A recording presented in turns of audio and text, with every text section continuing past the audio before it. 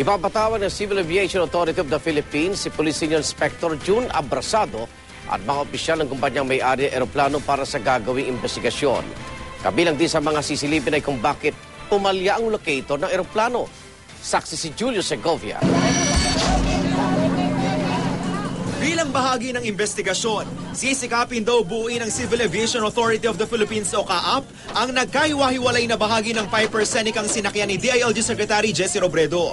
Kasama sa mga alamin kung bakit pumalya ang locator ng eroplano. Itong mga maliliit na eroplano na ito, walang black box.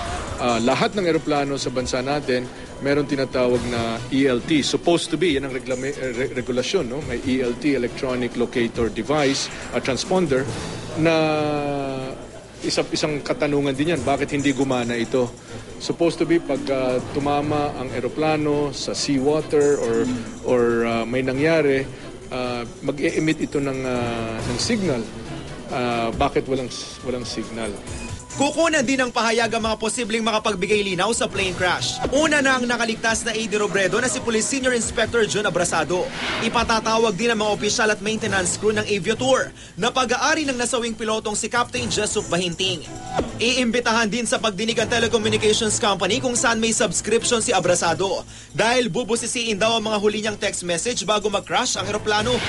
Wala raw kasi silang patunay na nakatawag pa ang piloto sa air tower bago ang trahedya.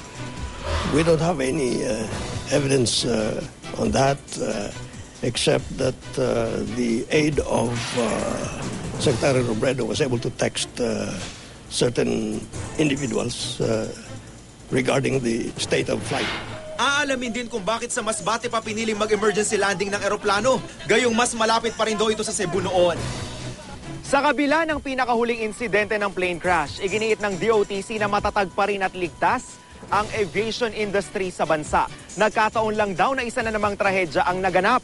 Pero umaasa ang kagawaran na sa isinasagawang investigasyon ng CAAP, maiiwasan na kundi man daw talaga matutuldukan ang mga aksidente sa himpapawid. Mismong ang Pangulo ang nagutos ng malalimang investigasyon. At all deliberate speed. Diba? Na, wag naman na bara-bara, sloppy yung work, pero hindi naman na analysis paralysis. Ako si Julio Segovia, ang inyong saksi.